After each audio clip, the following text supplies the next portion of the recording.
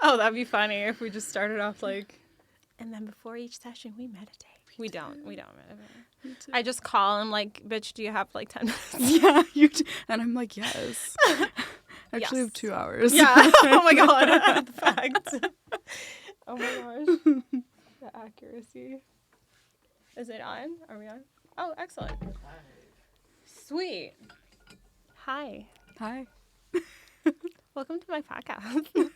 Thank you for having me. So you're my sponsor, Senia. I am. Yeah. I'm like, you are, right? Yes, just you haven't fired me yet? Okay. Not yet. Okay, cool. But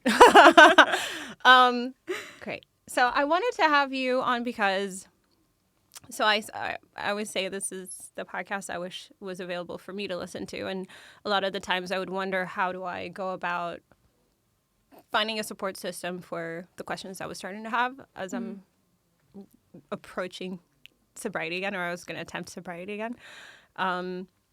So I wanted people to sort of see that there's, at least for me, I perceive it as a customized relationship with my sponsor that isn't so rigid, because it's just never worked with me before to have that. But I'm going to contradict myself right away, because like in the beginning, the first time when I entered, when I tried AA, it did work to go to meetings 3 times a day. Like then what is it? 90? 90 and 90 every day. Which is 90 meetings in 90 days, right? So, I mean, that kept me sober for like almost a year, I want to say, 9 months. So that approach, I'm not dismissing that. I'm just saying that I've found ways to use this program in a way that works for me. And one of them is this, where it's like the concept of having a sponsor means you have to trust the person. And it's hard for me to trust people. And so it's like I do withdraw a lot. Yeah. And I needed someone who's not like, well, you're not working the program because you've been MIA for like, X amount of time. And I'm like, I know. Ask my family. I haven't talked to some of them for like 20 years. Like, it's what I do. Personal. I know. It's like, it's what I do. Yeah. And of course, I want to work on those things. But it was important, I think. It was crucial this time around that I had somebody that I could just talk to. So there is, of course, a level of trust with you as well. But what I really appreciate is that you don't take it personally when I'm not, constantly checking in. And you have a way of checking in because we're on each other's social media too. So it's like, I feel like you'd notice if I was like burning a house down, you're like, babe. That's something we can check. Yeah. Do you want to check in? Yeah. Do you need a minute?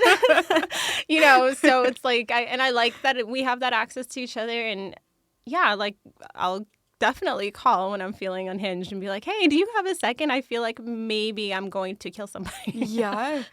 And that's real, because I still have time. those moments, Yeah. With my sponsor. And that's usually when I like segue myself in. I'm like, I know the door is already open. Yeah. But I'm just going to like put a toe. I'm going to dip my feet. Is this rational? Yes or no? Yeah, exactly. You send a little text with your thoughts. Right. Are we pro or against? Exactly. But hey, why don't you're over 10 years younger than me. This is true. And I think that's what really is working this time. And I think I've said that to you before too, because I can't have an attitude with her because she beat me to it. Do you know what I mean? We're literally like, she's like, so I know this is fucked up behavior, so I'm going to stop now. I went on for 10 more years. So I already feel so, I'm not.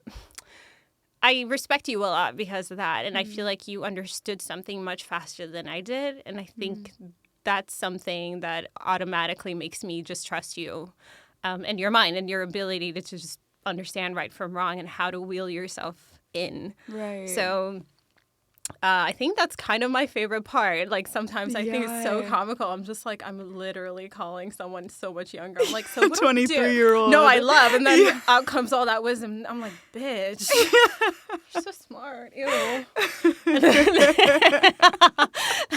Ew. Thank you, but what the fuck? I know I'm on your 10th step, and that's okay.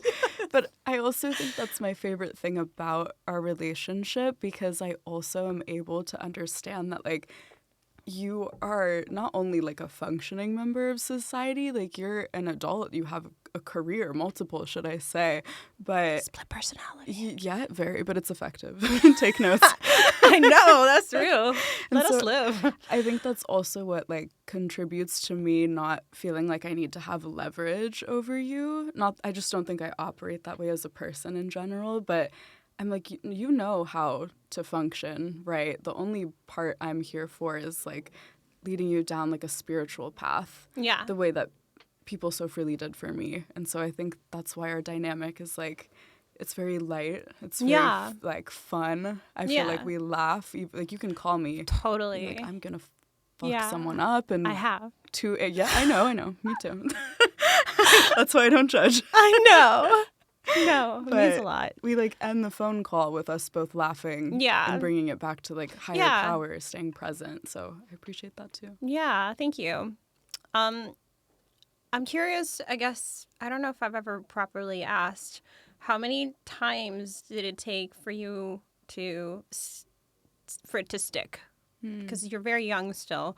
And you're already sponsoring people and approaching people. Oh yeah, I should say you came to me, didn't you? Like at the beach meeting. Had I had a tantrum or no? I don't know. People might have seen it as a tantrum. I saw it as a woman who's speaking your mind. I'm just kidding. No, but it's like badass because I know that when I was also like freshly sober, that's kind of how my approach was mentally. I was like, I'm not putting up with shit. Fuck men. Yeah. And if you do anything to the people I care about, like, I'll let you know Scorched I care. earth. Yes. So that's what I saw. I think, too, it's like all about perspective. You're so gentle. I couldn't yell at you. I was like, what are you doing here, Angel? Can I help you? Would you like to read the book sometime? Yeah. I was like, bitch, yes. How'd you know? The fuck? Yeah, no, it was, you have such a gentle approach to people, and that also is kind of disarming in a really cool way. I don't think you do it intentionally to be disarming. I think it's just, there's like an understanding in someone's mental space. I think when you approach them, whatever it may be, it's not great. We can assume that, right? Yeah. So I think you just, approach with like okay. Yes, this is a situation. And I get it. Like back to your question when you said how many times did it take to stick, I know that I have had about 4 years now where I've been in AA. And the first time was like my first attempt ever at getting sober. Right. And how old were you, may I ask that? I was 19. I was going to say 19. So, okay. Okay. Mm-hmm. Like, I think I was actually 18 and I turned 19 in treatment. Okay. And I had this like gift of desperation where I had just hit a spiritual bottom that wasn't necessarily lower than any physical bottom I had hit. I think naturally as like an alcoholic, but also a woman, you're just faced with a lot of lows when you're, resorting to old behaviors of how do I get what I want when I want, right? And so I hit that bottom at 18 and it stuck for like a year. You've had a year before? Yes. In your first time. Okay. I've had a year every time I've gone out. Oof. I only have one before this one. When I had like a long stretch. That's okay. Yeah. Damn, you're strong from the get. Sorry. Lovers are texting me. I'm just kidding. I talk to nobody. I literally hate all men. And this is true. I can vouch. I'm sorry, except you. I'm so sorry, dude. Yeah, you're loved. You're There's valued. a man in the room. I apologize. It's like, I do not care about your... I don't know how to put this on. Okay, you know what? If it dings, it dings. God's will. God's will. Yes. Let it be so. Let it be known. They still try. I'm like, die. He's like, all right, but let me take you out, sis. I don't spend no money. Yeah. Oh, $10. How cute. We take Venmo. It's a sponsor Sure, thing. yeah. Exactly. Sponsor my life. Yeah. But yeah, so, So you've had a year each time. You've tried. Yeah. Yeah. That's a promising foundation. I think it indicates your ability to rewire fairly quickly. Right. I think. Or what do you think? I would agree with that because of what I got that first time, Mm-hmm. I got sober, and I know, which is such a gift, right? Because this was just my experience, that when I hit my bottom, I was so willing to say yes to everything I thought was going to kill me. And keep in mind, like, the things I thought that was going to kill me was, like, reaching out for help. Yeah. Saying I'm afraid, leaning on other women and other people, and like having to trust them blindly. Yeah. And you know, I'll contradict myself too. Not blindly. Love. Like, I saw their actions, and that's what showed me, you know, the way that like AA teaches you to show up. Yeah. It's like, do it when you're scared. Do it when you aren't scared. Do it when you're happy. Do it when you want to fucking kill yourself. Yeah. I And mean, you might as well, is kind of my yeah. thing, I think, because if you're already at that place where you're like, there's nowhere else. Yeah. There's nothing. Why not just go somewhere where at least you'll connect with a handful of them that have felt like you feel. Exactly. And maybe further in that journey. I don't know. I just think if you're already pretty fucking desperate, it can hurt, right? To go and see what there is. Yeah. And then you might actually connect with somebody and feel something. Yeah. And get some hope. I don't know. I think I just want to show with this episode that there... okay, so it's not an episode about AA, really. It's not, but it in a way it kind of is, because for people that don't have people, or worse, you have people and you still feel alone, right? And you can't talk to anybody. There is a place to go where there's a bunch of sick people, okay? Right? And, you know, you might... I don't ever want to... yes. Text Get me. the cash up. Yes.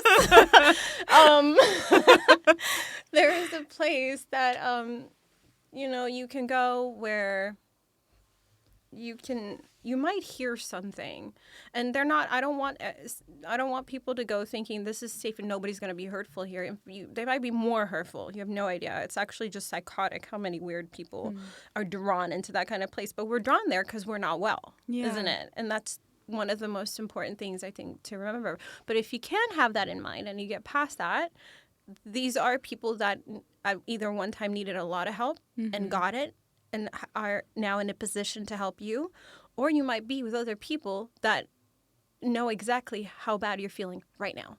And you can talk to them right now about that. And it's kind of, to me, it was really hard for the me's that are listening, where it's like, I'm alone. I don't know how to ask for help, like you were saying too, because I don't know how to do that either. I mean, I still don't. I probably don't call you as much as I should. Do you know what I mean? Because it doesn't occur to me. It's not that I don't know that you're there. It's, you're so used to like not running things by anybody. Right. You know? So it's like I'm still teaching myself. I'm like, okay, let me ask her. And I'm grateful for those impulses then, but it's like I'm that person. I'll isolate myself quite a bit.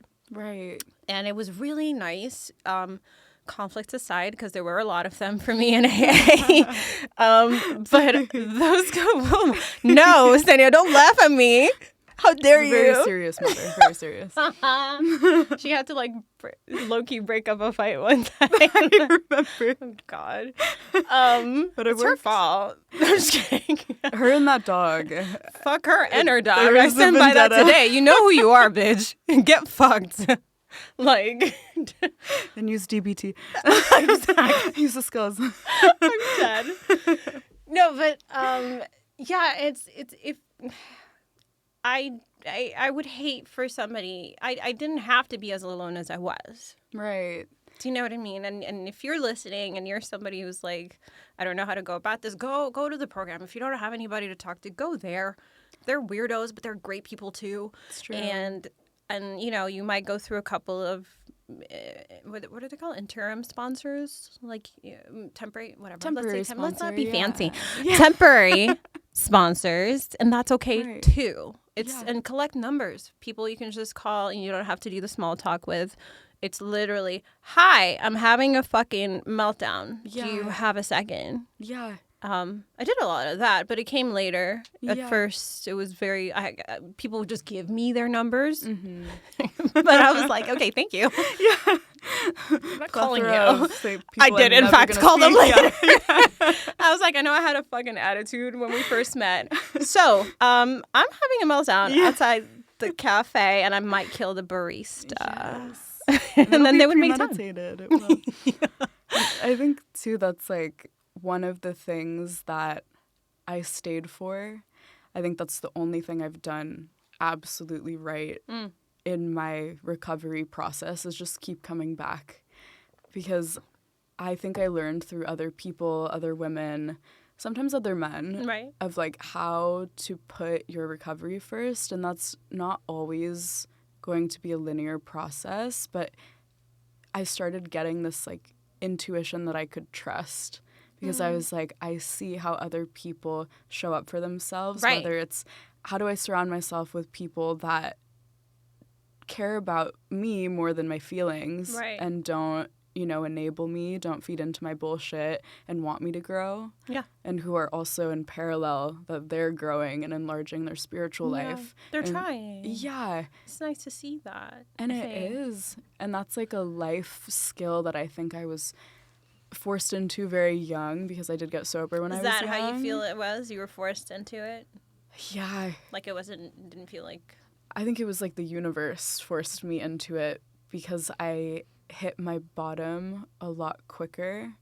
Yeah, well, it than sounds most. early. Yeah. Do you want to tell me about that, whatever you're comfortable with, as far as like what led to your addiction, what you think led to your addiction, and what was your rock bottom? It's a lot of questions. So let's just start. What's your story? Start with that. Yeah. And I'm very open about all of this, Yeah, no, You I know do. me. You do go around talking. I just want to make sure you're comfortable. Like you go to panels and you go to meetings and you're a speaker and you really tell your story very, very openly. It's people that are like, We weren't supposed to say that out loud. yeah. She's like, oh, which part? My bad. Yeah. She's processed the hell out of her stuff. So she's like, but to people that hear it at first, it's kind of, oof, it's a lot. Yeah.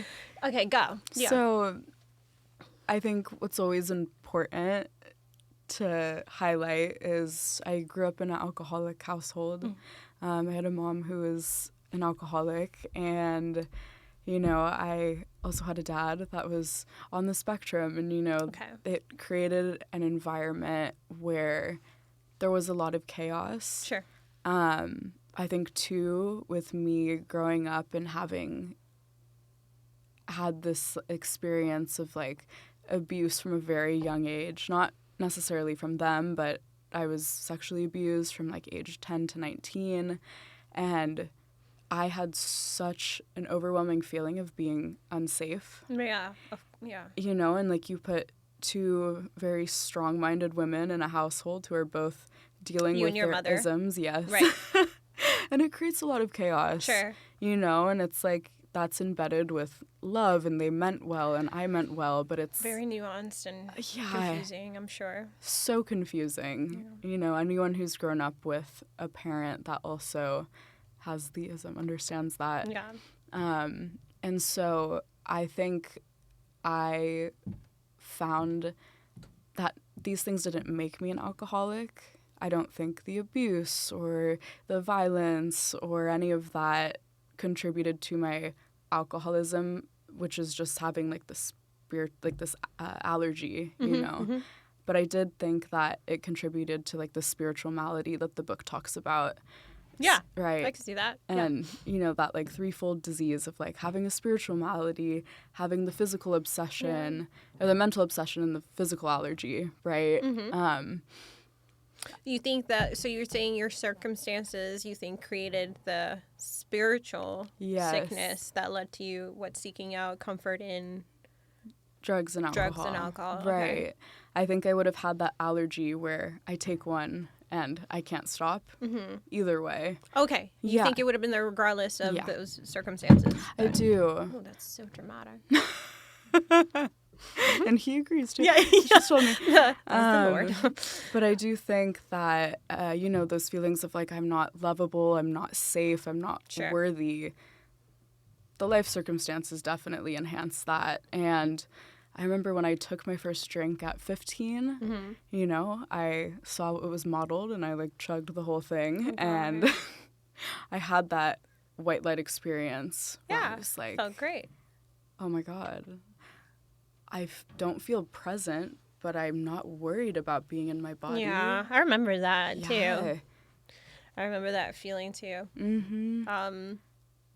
I didn't drink till I was 23, on the other hand. But I remember this. Yeah, but it was overnight. I mean, so I think I agree that we probably have that in common, that the spiritual malady was there all along. I'm still working out if is this going to be in the mic? Okay. I'm still trying to work out if I've always been an addict, just not. I think I have always been an addict in terms of like my wiring process being faulty, just in terms of how I did things. Like I've examined how I would do anything else in life that didn't involve drinking or substance use to see if there was a compulsion to overdo, if there was a no off button, whether it was like with working out or with school, anything like that, like just to see if there was a thread there. But definitely when I picked up at 23, it quite literally was overnight. And suddenly I was like downing a bottle a day. Exactly. And that's like completely parallel with my experience, where the second that I drank, that mental obsession just clicked and it never went away. Yeah. I didn't have a day of freedom from my mind where it wasn't thinking, who do I need to surround myself to get more? Yeah. How much am I willing to lose to get the high that I want, or to get obliterated? It was like the center of everything. It was like the core of who I was, because in those moments where, you know, I'm not thinking and I'm not stuck in like my PTSD, I'm not thinking, oh, I'm like an unlovable young girl. Yeah. Right? I'm just having a good time. And that continued for, I want to say, 4 or 5 years, where in the beginning I was like an everyday drinker because I was young, and it was, of course, you know, impulse control, even just because you're young is also a thing. Yeah. And then it would, while I was in school, you know, it would be like only on the weekends, and then like sometimes during the week, but if we could like hide a bottle in the bathroom and, you know. Yeah. Make it a little fun. Yeah. Let's be fun addicts. And, you know, some people say that at first it was like fun, and then it was fun with problems, and then it was just problems. For me, it was problems right away. Well, yeah, you started out with problems you wanted to escape from. Yeah. Is that right? Exactly. Yeah. Right. So. Yeah. Yeah. And so I know that like those problems for me had consequences, like being hospitalized and being assaulted multiple times, and, you know, suicide attempts. And I know when I would mix my prescription meds with drinking, that just created a whole You're like, what happens here? What happened? You see God. Not the good one. He's like, bitch, what are you doing here again? Again, sweet Go child. back. Yeah. Go back. You know, and I think that for me, looking back on it, really is so distinct of like, this is my alcoholism, because none of those things mattered. None of them was a wake-up call to be like, you can't do this normally. What you mean. Yeah. To me, it was like a fair trade. I was like, if I'm going to give up my safety or my self-respect or my dignity, but I get the high that I want, or I get to feel like I can just be, then it's worth it. Worth it, or these are my terms to endure what I'm dealing with? Worth it, or that? I would say now to endure. Then it felt worth it. Worth it. Yeah. Yeah. I get it. I do. I do get it. I think, well, okay, so you know I have a lot of issues with men specifically for this, just having watched so many women in my life go through these complex feelings as a result of the, you know, sexual violence that they have to endure, even just lack of protection from the men in their lives that are supposed to, you know. So it's very I don't know if I should say interesting. It feels like trivializing someone's hardship. I don't want to say that, but I learn a lot from hearing people talk that have overcome that thought process, because I can't imagine what it's like to live in that kind of fear and the trade, like the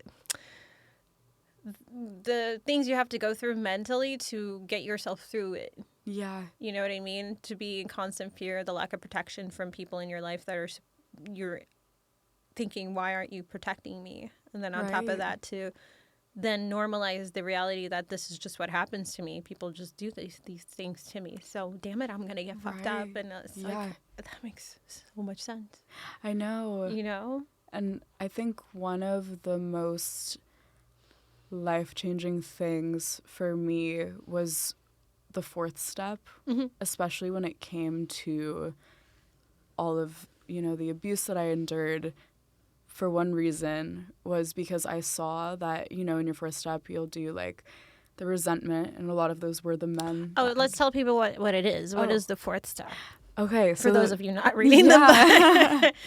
So the fourth step is one of the 12 steps, and it deals with your resentments. It's basically like a personal inventory where...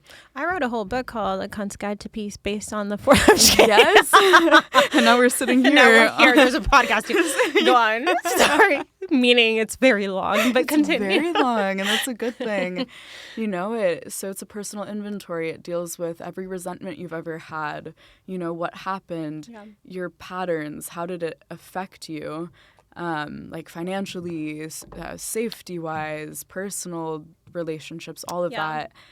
And then you look at your part, and I know that's like the scariest thing for a lot of women. And it was a fear of mine going into it, being like, how do I say that I have a part in the violence that I experienced? But the way my sponsor, who is also a woman who deals with, you know, mental illness and PTSD, she set it up for me in a way where it's like, well, what are your patterns? And in over 50 of the resentments I had, I see the pattern of, I know that this person isn't safe, but because they have the alcohol and the drugs and it's free, I go back. And I saw that over 50 times. And such a normal response, though. You know that now, right? Like, it's we normalize, if you're from a chaotic upbringing, you normalize chaos so that you can get through it and ends up being what you feel at home in. Yeah. You know? So I understand. And that was a good thing that your sponsor was like, do you see that you've just grown so accustomed to this? Exactly. That you seek it out. I mean, that was, continue. And I think that it was a very pivotal moment for me because I saw that I am so powerless over drugs and alcohol that this cycle could be stopped. And it was stopped for I think I had maybe like 10 months when I finally like did a fourth step. And I saw, wait, this hasn't happened. I haven't been in an unsafe environment because I haven't been drinking. I haven't been giving me the thing that, you know... feeds the beast. Exactly. And so also, like, modeled for me by people who are, like, in recovery and, like, on their journey of healing was, like, you protect you. This is, like, a tool you need to, like, learn... To look out for yourself. Yeah. And that's, like... what prompted me to, you know, start EMDR and actually start, like, facing all the shit that I had been pushing down for years. And I don't think I would have been able to target it if I hadn't done the steps, like, coupled with therapy. I think they're very... Well, to handle what comes out, right? Yeah. I think that's a great way to do it. Yeah, exactly. It's just a lot. You're my therapist. No, but... I'm so honored. Yeah. Are you? I am. She's been trying to fire me for a long time. I know. I've heard. No, I'm just kidding. 5 stars on Yelp. No, it's a fourth step for me has been pretty brutal. Mm-hmm. Mostly because I can tell that I have a view of, there's something about acknowledging that I had a hand in something that makes me feel, I don't want to say bad. Instinctively, I want to say that's wrong. Mm-hmm. That's not true. Yeah. And I have to find ways to change that, because holding myself accountable doesn't mean I'm not holding the other person accountable. It just means that I'm acknowledging my part in something. And that's, I stopped letting my family raise me a long time ago. I just stopped listening. I'm like, I'm going to do it this way. Right. And so I only have myself to consult, and we're very locked in. Yeah. So it's a very necessary step. I can see that. And I think even just the time that I've worked with you and I've had the discipline to go to the meetings, I've gotten better and calmer. Right. But it's incredibly humbling, and I'll even say anxiety inducing, but anxiety is out of fear, isn't it? It's fear of what you're gonna maybe find out and learn. Exactly. So that definitely resonates and hits. Okay, so you did your 4th step, and I think now you said it's been 4 years since you. Right. How many do you sponsor? How many people? So right now, you're the only woman that I'm sponsoring. Oh my God. She said, I cannot handle anybody else. I have a sociopath in my hands. Thank you. You're the only woman that I'm sponsoring. But I do read with a lot of alcoholics. And I think that's something that got introduced to me, this sobriety, which really has changed how my recovery feels. Mm-hmm. Right, because opening the book with someone else and getting to hear how they interpret it, what their disease was like, where they are at now, looking back and being able to reflect on the damage but also the healing. Yeah. It makes me appreciate how far I've come and how far they've come. And so I read the book with whoever is available. I love that. Right. Though. Do you enjoy the process of it, from just the whole thing?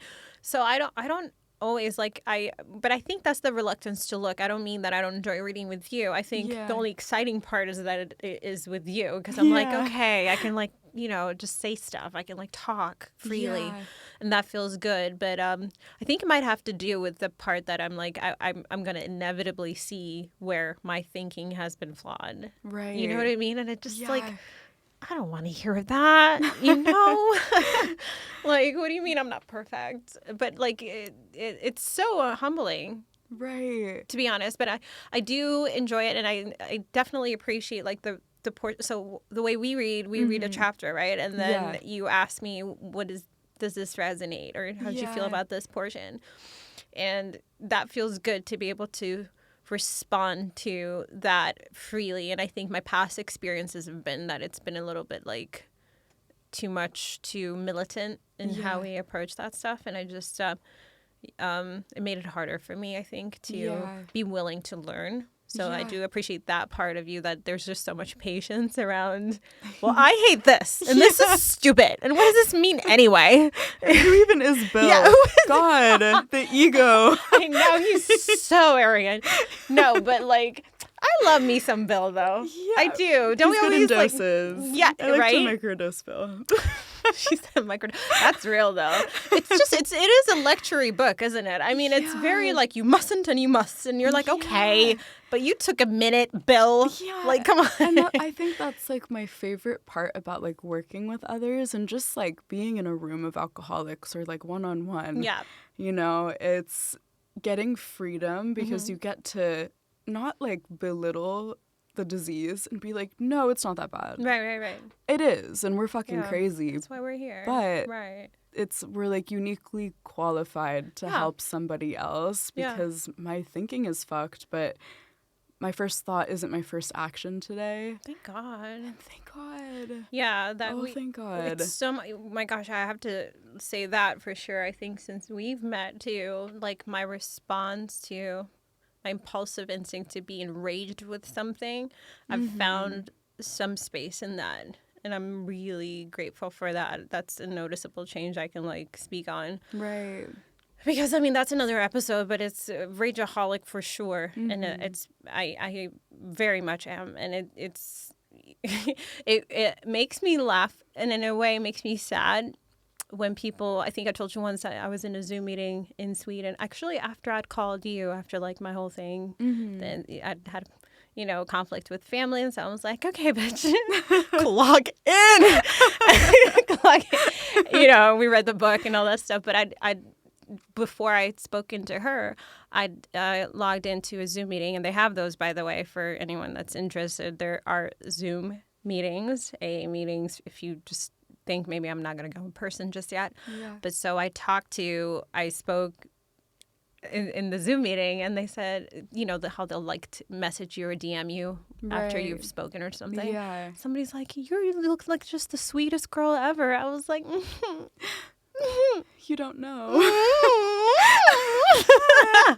And what happens to me then is like, okay, I don't want it to seem like I somehow enjoy, I'm so bad because I'm so temperamental. I actually hate it. Yeah. And I think that. It makes me feel so stupid and horrible. And I'm not like, everyone is usually afraid of me. That's not it. It's more of people get afraid of how unhinged you are. Do you get what I mean? It's not like somebody's like, oh, she's so bad and she's dominating the room. Who knows? I might lose the fight. That's not really it. It's more of the disproportionate response to something, like over a coffee or whatever. And you can see the person's like, wow, you want to kill me? Yeah. For this? You know? And I'm like, I know, it doesn't make sense, but yes, I would like to murder you and your entire bloodline. Like, it's just the whole rage that comes in, and I felt like such a slave to it. Yeah. And so I think, even though I've been coming back to this structure, kicking and screaming, not because, again, I adore you. It's more of, okay, fine. There's something wrong. I get it. Okay, let's read it. And then you make it easier. But I've noticed that the space that I so much prayed for, that even just a second, I'll take a second. Right. If I could just have 1 second to be like, Haley, look where you are. Haley, look at the situation, instead of I want to just level everything. I want scorched earth right now, like it's like it doesn't, you could also just not and have like a peaceful fucking day. I know. Do you know what I mean? And not be exhausted. After, oh my God. It's draining. To be enraged it's draining. So draining. And I understand that because I carried so much anger with me. Yeah. And I think I am someone who, when I have anger, which I know is like a secondary emotion, I know under it is like fear or sadness or hurt and unprocessed previous emotions likely. And I'm like, you're going to get all the smoke starting from like 93, bitch. Let's go. We're going BCE. Yes, like, ma'am. You me outside. And they're like, I'm sorry. It was oat milk instead of almond. I'll just make it again. And I think like the most healing thing about sobriety for me was like not carrying that anger and not carrying the shame because of my process with like EMDR and like finding ways that are like free, like meditation and connecting with nature and a higher power, but that needed to like be replaced. Like my anger couldn't just like vanish. I needed to have someone be like, your anger is valid. Yeah. Yes. But as an alcoholic, like justified anger will kill you. And it did. It was. That's why I drank. That's why I hurt myself. That's why I put myself in situations that just... And to not be heard makes it worse also. Do you know what I mean? It's like, you do not think I know that I'm irrational. I get it, but I'm pissed off. Like, somebody listen to me. Right? Because you just want to be heard. I mean, really. That's all it is. On top of what you're already feeling that you clearly can't process, which is why you're exploding, right? On top of that, for somebody to be like, well, this is nuts. I'm like, I fucking know. I know. I know. Fuck. Like, great genius. You notice. You're right. Like, I don't need that too. It just makes you angrier at that point. Yeah. And to like be in a space where people are like, we want to hear about it, but we don't want you to carry that anger because it's killing you. Yeah. And we care about you. Yes. I used to think that people would say, like, do you want to be right or do you want to be happy? And I was like, I want to be right. Because thank you for asking. Yes, thank you so much. Oh my gosh. Yeah. It's definitely right. Yes. But there's a lot of freedom in realizing that, like, if you can live a day where you're present and you're in your body and your trauma isn't defining you, that's a day worth living. And that's a day worth staying sober for. Like, I didn't get sober to suffer. 100%.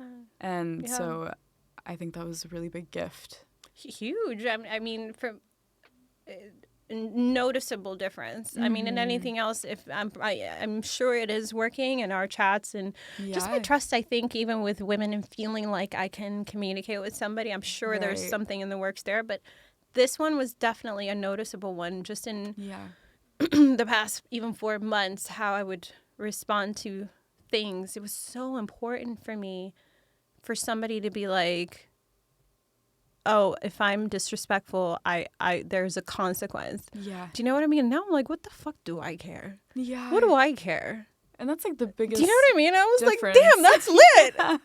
You want me dumb as fuck? Go for it. Like, I just didn't care. Like the terms in which like that part of me comes out, which I think is like the protect. I have to think it's to protect because I have no desire to be unkind to people. I know that. Right. You know, like even when you're like, am I a bad person? There's that question that comes up when you're like, you've been awful. Even with the incident at the beach where the most vile things will just come out of my mouth. It's not like I actually want that person to be hurt. I mean, I would never want a woman. You know that. Like, I'm so protective of women. Yeah. Yes. It's just that moment where I just felt like I'm trying to get help here. Like, I'm sitting with my sponsor and I'm trying to read. And that was all I could see. Yeah. All I could see with a disregard to that moment where I easily now could have been like, hey, let's just go. Yeah. What the fuck? What do I lose in leaving? She could have it. Yeah. But in the moment, it's just that when you don't have a minute to think. I know for people listening, you're not quite understanding the context, but it was just a conflict where I didn't need to dominate anything. But in the moment, it was the only thing that mattered. Right. The only thing that mattered. And now I just have a little more space. And I have to think that, one, it's because reading the book, even though I can find it like, oh, I don't want to do this sometimes, I hear myself in it all the time. Yeah. You know? I'm like, oh my gosh, that makes sense. That's me. That's how I think. And there's that thing of the isolation of not feeling understood in this illness and this fixation suddenly starts to go a little bit away because you're like, holy crap, people have been feeling this way for like a very long time. And then to have those conversations, you know, I see it as data. I know we're not a bunch of computers, but your brain needs data of something contrary to what it knows. And what we've normalized is the stress response of, well, I'm pissed off, I'm going to drink. I'm happy, I'm going to drink. I'm sad, I'm going to drink. So to counter that, right? Because in my head, at least, it was nothing else, nobody else understands this. And so this is how I'm going to comfort myself. Same way, like we just said, you would do that to endure your circumstances at the time because you have to endure it, you thought, right? There's no choice at the moment but just to endure it. And to endure it, damn it, my terms are, I'm going to get fucked up. Yeah. So, you know, when you suddenly offer it perspective where you're not actually alone in feeling this way, this has been felt before by other people, and we have untangled the knot before. Right. Like the knot is not just a part of you for all eternity. There is loosening it up, and there is making it giving it a little bit space, and you might even introduce a new way of handling those perceived devastating conflicts. Yeah. You know? Yeah. And I'm just, I feel very grateful that I have that. And thank you for that, because just to be able to call you and say my incredibly toxic thoughts. Like, I mean, she could get me thrown in jail. Like, literally. It's just the things the rage I experience sometimes, having somebody to call and be like, I'm so toxic right now. Yes. Like, I'm green. And has been incredibly helpful. Very helpful. I probably didn't know I felt that isolated in my life until I felt like there was someone I could call, and you know, it was nice. It was just nice to have that. So good job on the sponsoring, sis. Thank you. Yeah, you're Appreciate yes. you. Good job on the sponsoring. Thank you. I know I'm like MIA at times, but like you're it. But I understand. Yeah. I understand, and I think I've seen so much growth within the span of when we started working together. From the beginning, where there was no pause. Yeah. Oh my God. It was just like blackout and rage. And that's something I understand. So it's not ever something I would hold over your head, because I'm like, I can spot it because I got it. Like, I have the things too. And, you know, I think now I'll never forget when you called me one time, and I think you were doing your outreach. Mm-hmm. And who pissed me off? yes, someone pissed you off, and you held your tongue. And it was like verbatim the same situation that had happened, like, I want to say maybe 10 months before. But this time you had that like muscle memory of like, okay, when I'm extremely pissed off, I pick up a tool. I call someone about it. Create some space. Yeah, just create space. And that's like the tools of recovery. Yeah. You know? That's like showing that there is healing and there is growth. Yeah. And shit, if you can do it, anyone can. I mean, that's real. And if I can do it, anyone can. It's so like, real, though. Yeah. And honestly, I have to say that the whole thing about taking accountability and having to, it gives you power back, by the way, in a situation when you realize what your part is. And this is not to say that there necessarily is a part. If somebody has gone out of their way to harm you, obviously it's on them, right? Yeah. But if there's a repeated pattern somewhere, there's a way for you to probably protect I don't mean you specifically, but even myself, my God, the conflicts that I've gotten into, there's so many ways that I could just not. Yeah. You know, even if the person is at fault. Yeah. I don't have to, I have to care about my peace. Exactly. Do you know what I mean? They don't have to care about your peace. Yeah. You do. Only we know how hard we worked for our sobriety and what it takes and what it looks like when we fall off that line, isn't it? They don't have to care. No. But we care. And this is right? life or death. We have to. Well, yeah, we get very sick, don't we? When we're like when we get all imbalanced inside. It's not, and they don't have to care. So I think the first thing I was like, the injustice of something. When I'm dealing with something, I'm like, this isn't fair. You're wrong. Fuck you. Now I'm going to kill you. You're like, going to jail. Yeah. Like, fuck jail. Let's go meet God. Like, it's, and I was just like, what? This person doesn't have to care. One. Yeah. And the same way I'm just so incredibly unwell in terms of my response to something, they could be unwell too in their response to something in this situation. That's for them. And if they have a sponsor or whatever, that's for them to figure out. Right. Yeah. But I can protect myself in this situation. I can literally. So even if the moment is like really brief, and I don't win them all, by the way, like I really don't. I have gone back to like the gym or something, and sometimes like apologize, even if it's through gritted teeth, right? Because it's like, like absolutely, just like, you know what? You can have the fucking machine, you cunt. Have a good day. Listen to the podcast. You will be mentioned. You know, but the pride I feel in myself when I realize that, oh, I actually could have and I didn't. Yeah. Because it's such a, not because like, ooh, it could have been so bad. It's more of, it's growth on me. Yeah, and it feels better. Yeah. You feel lighter. You move with less shame. And I think especially like coming into these rooms, we carry so much of it without even knowing that how we've treated ourselves. That's so real. How we treated other people. How people saw us through our actions, but we saw ourselves through intentions. Like it says that in the book. Yeah. And I feel like the way I operate as a woman, as a friend, as a daughter, as a partner is like with integrity. And I'm not perfect.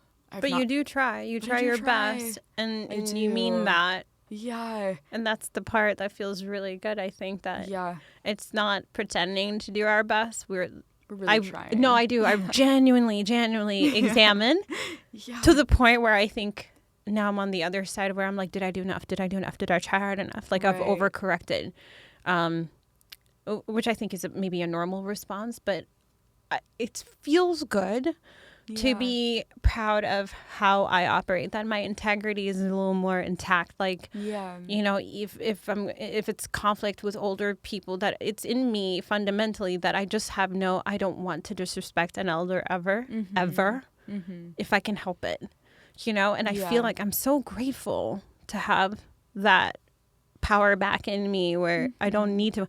And it made me feel so bad to not know how I would respond to something. Yeah. I just felt so bad about myself, and it's huge for me that's, you know, there's been progress with that. Yeah. Also, that I don't know if you said something about being right or being happy. I don't even need to be happy. Most of the time it's for somebody like me it's hard for me to access my feelings. But it's coming. I'm sure it's coming. It's more of, I don't need to be happy. I need to be useful. I was so useless, I think, in that time that I was drinking all the time. And there's still people that would say that I wasn't necessarily an addict. Yeah, it's an alcoholic society. Please believe me, if you're having drinks every day, between the happy hours of 4 and 8 and you're getting blackout drunk, it ain't happy just because you call it happy. It's also called alcoholism. You know, but, you know, hit me up. So it's just nice to, there were things I couldn't do and made me feel bad that contributed to my rage. So there's like a thread, I think also working with you has helped me find, like, well, what's the cause of this? How do you feel about this? And I'm like, what does that have to do with anything? And then you realize later, you're like, oh, I see. Yeah. It's like perpetuating the cycle. I'm giving my anger the baton and being like, run, girl. It's their cooking. They're like, give it to me. Yes. Bad decisions. And it's helped me stand taller, to be useful, to be able to use my mind to think, to create, even with outreach. Like, I feel... I'm not, like, happy at the outreach. I think I've told you that a million times. Yeah, like, it's hard work. Well, it's hard work, and I'm not the most social person, and I stand by... I think when people talk about people... When we do these things, like our outreach or being of service, that we're these exceptionally calm, meditated, like Zen, you know what I mean? Individuals. People. I'm like, what? No. Flame shooting through. I'm just, but it gives, because the part of my integrity is kind of intact, I feel like it's something I can do, so I do it. Right. I didn't say I have to be fucking happy about anything. Yeah. Half of the time I'm really not, and those are things we're working on still. I think I hope with you that there's so much more to untie from that knot. Right. But that's the right thing, and it's easier for me to sleep because of that. Do you know what I mean? I do. Like, I'm good with myself, that even if I'm like, I'm so unhappy about this and this and this and this, I'm doing the right things. Yeah. I'm talking to my sponsor because I know I don't think correctly at all times. Showing up for yourself with meetings. Yeah. Reaching out to other people who need help or that you can learn from. And like, I think that's the biggest blessing, because by choosing yourself in that like split moment over and over again, you know, you're working the muscle. And collecting that data. Yeah, you're collecting the data, and you're slowly giving yourself the power of choice again. Yes. And that's something I think huge. When you're really suffering, like, I know I didn't have the gift of choice. Yeah. You know, I was enslaved to my anger. I was enslaved to my alcoholism, to my trauma. Yeah. Right? But by just doing the next indicated action and seeing slowly over time, like, okay, I can't think myself into right action, but I can act myself into right thinking. Yes. I'm like, that's the biggest one. Yeah. No, to isolate that, to not have to feel, and I say this because I am that person that I don't necessarily feel happy when I'm doing the right thing. Yeah. But my God, can I tell you, it'll make you so much, you'll be able to live with yourself. Yeah. And that feels good. I promise you, not necessarily happy, but just that you know that you're doing objectively. You can look at your actions in a day, and they're like, that's the right thing. That's the right thing. That's the right thing. Just do that. Don't worry about happy for a minute. I mean, for those that can feel it, God bless. But like, sometimes you do mess up your brain enough from whatever, and it's hard to regulate that. So don't be married to it, I think is what I'm saying. But if you know better, just do better. Yeah. Right? And be useful. Be as useful as you possibly can. Right. The service element. Do is it. Call so an key. alcoholic. Be like, you good? Yeah. You know what I mean? I know you're not. Don't fucking lie to me. Don't exactly. Just do that. You can be a listening ear. Be that. Yeah. Right? Yeah. And if you can feed the home, do that. Yeah. Do anything to like get outside of yourself. Be of service. So good. And then you might have those moments of happiness. There's a study that said that being of service is actually what leads to happiness. Yeah. Like the happiest people are people that are of service. This sounds very narcissistic. I'm not going around saying, "Oh my God, I'm saving the world," but I know what being useful is. Right, because I have a brain, and so do you. Get outside of yourself. Yes, I think that's step out. The biggest thing. It's like I know when I am in self. And things are going really, really good or really, really bad, I like become obsessive and I hyperfixate on like what could I be doing differently. Yeah. The second that I step outside of myself and I'm like, hey, how are you doing? Yeah. Can I help? Just do that. It goes away. The noise just like quiets. I love that. That's definitely another one I'm glad we had time to bring up. Mm-hmm. It's been huge for me. To not worry so much about, well, I'm still not happy. Yeah. Well, I'm still not happy. But I am useful. Yeah. And I can give that voice that back. Yeah, exactly. At the end of the day, I'll go to bed and I'm like, my God, I'm so unhappy today. But I wasn't useless. Yes. What's good, bitch? Like, what's good? And then nice sanity. I swear to God, I flex so hard on that voice. I'm like, now what? Say something. Mm-hmm. You couldn't. Mm-hmm.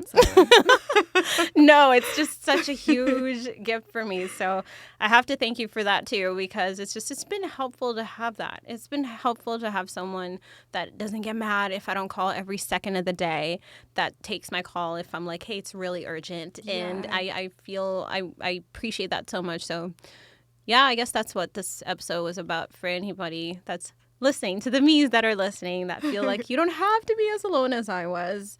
I definitely urge you to try out a meeting. And if you're not comfortable with the meeting, at least go to one and get the Zoom links, because I can't post Zoom links. It's an anonymous program. This is so true. I can't post those. Some people were asking and I'm like, I can't. I'm so sorry. Yeah. But if you go to a meeting and you ask like the speaker team, what is it? Leader of meetings. What are they called? The secretary. Yeah. If you go to the secretaries or anything like that, they even just one meeting, they'll give you a link. Yeah. And create a little community, even if they'll take your call. Isn't that a good thing? Yeah, and we're weird, but we're fun. Yes. And we'll come up to you. Totally. Yes. They'll descend on you like an angel and be like, hi, sis. Right off of the Santa Monica No, freeway. That's what it was like. I was like belching fire. Yeah. And comes Senya, who's like, ooh, could you just stop with the fire for 1 second? Can I say hello? Hi. Yes, that was like the fun. My God, aren't you brave? Yeah. No. Yeah. And then I heard her story. I was like, oh, you're a dragon. Bet. Yeah. Okay. Say less. I want to be like you. No, for sure. Just try that. You don't have to be as alone as I was I did isolate for a year, but that because I thought I had to. And I think the best thing to pass on is that there are people. And again, I have to remind you that the first sponsor that I tried to have was absolutely just dreadful. I told her I was Cali sober, and she was like, I don't consider that any kind of sobriety. I think maybe you need a therapist. I was like, bitch, I've had 10. Yeah, what do you mean? They don't work for this particular I was like, bro. issue.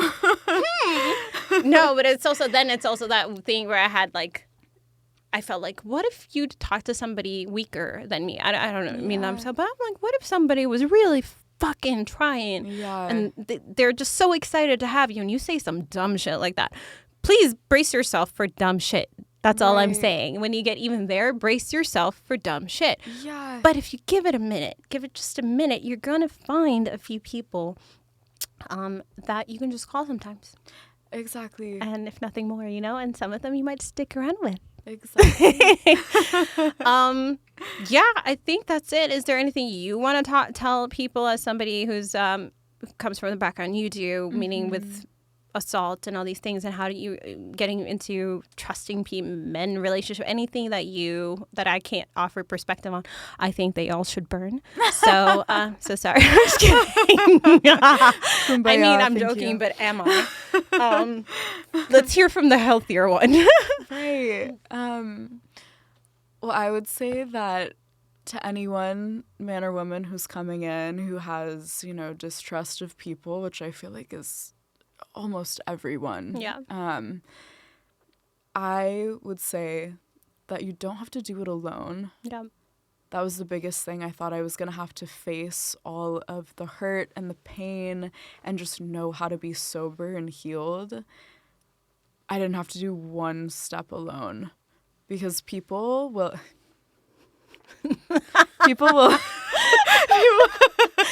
This one is open. Mine and she's giving me hers. Continue. You don't have to do it alone. I didn't have to do a single step by myself. I'm so sorry. We're both cheese balls. This is how we talk. Yeah. Please take mine. Oh my God, help me. I'm like Mother Teresa right now. I know. Yeah. No, I'm outsourcing this. Of course. Yeah. But you don't have to do it alone. And it didn't kill me. I think that was the thing I was so worried about, was that facing it would kill me, because it really felt like it was for my whole life. Mm-hmm. But the second that I looked at the damage and I looked at myself and I really saw myself like to my core, like, who am I? How do I operate? Do I want to grow? Yeah. Do I want to stay stagnant? Yeah, do I want to change? Yeah. I got a lot of freedom in that. And, I have a community of amazing women and amazing men who I, like, fully trust. And it's because of, like, seeing people's actions, taking those same actions and, learning how to trust myself. Yes. Learning how to trust myself. Learning how to know that, like, I know how to protect my body. I know how to protect my mental sanity, and it'll be modeled. It was modeled for me, and I just followed people that I respected how they lived. I got a great therapist. I stayed medicated. And that was stayed sedated. I did. Oh, yeah. They tried, but now I'm on more stable. I'm so glad. Yeah. That's a different approach for me too. I believe more in cognitive therapy, but that's not because there's a right or wrong. It's just my approach on it. Exactly. And I love interviewing people that have different perspectives actually and different approaches because it's you need to figure out what works for you. Exactly. That was pretty amazing. Yeah, your journey is a lot. I've heard your story many times, and if you'd like to hear Senia's story, just come to a meeting. In Venice, particularly. In Venice. You have to come to the beach meeting. Yes, again. On Sunday. I don't fight people anymore. I'm so proud of you for that, and I will show up. I'm proud of me also. With binoculars. Because, my God. I'll be looking. My gosh. I feel like I can feel it in the air. These are my people. Yeah. I'm dead. No, there's so much fun to be had too once you get past like the differences and everything. It's really a comical dynamic and it's the same thing as the outside world, except at least people here know that they need help and they're there to try to work on it, and we'll take it. And there's no bullshit. Yeah. There's no bullshit. Yeah. We get straight to the point. Yeah. We admit we're fucking crazy and then we give each other solution and we have fun. And I do have to wrap up, but another cool thing that I discovered in the program was once I started going to meetings more, I saw people in the outside more, and you could go straight to having those conversations. And I was like, oh, I guess I'm not as socially awkward. I just don't like small talk. Yes. Do you know what I mean? Like when somebody comes up to you and they're like, hi, how are you? From the program, I can literally be like, not great. And then they'll make why. Yes. I'm like, oh my God, this is so nice. So there's a lot of those freedoms that came from embracing that approach. Like, exactly. It's not me, it's the world. Liberating. Yeah, definitely. Thank you so much for sitting and chatting with me and, just familiarizing people with this program a little more. I mean, it sounds like I'm just promoting the program. I'm promoting help. Yeah. I'm promoting help. You're not really supposed to talk about the program like that much, but, it other than I think what I have done, which is that if people need support, and you should know. I know it doesn't look like it in the movies. No, it's not. Yeah, we're way better dressed. Yeah, and it's not always in a church. It's not. Yeah. I swear. I know. I think that's what they think it is in like a basement, and everyone's like hardened and in prison. There are those. Don't get me wrong, but there's also youngsters. There's the artists. There's the writers. There's businesswomen. There's businesswomen, everyone. CEOs. There's you're represented. Whatever it is that you do, you'll find your replica in there. Yeah. That probably can identify with a lot of what you said, and you might meet some assholes along the way, but that's life. That's life. They're in You'll and be out good. Of the rooms, You'll be good. Yes. Yes. Thank you so much. That's it. I could talk forever with you, but yeah, thank you for having me. Yeah, it's an honor. I appreciate you. I appreciate you too. Fun. And I thought we scene. And scene. I did that last time too. My next one is a solo episode where I'm just reading from like a portion about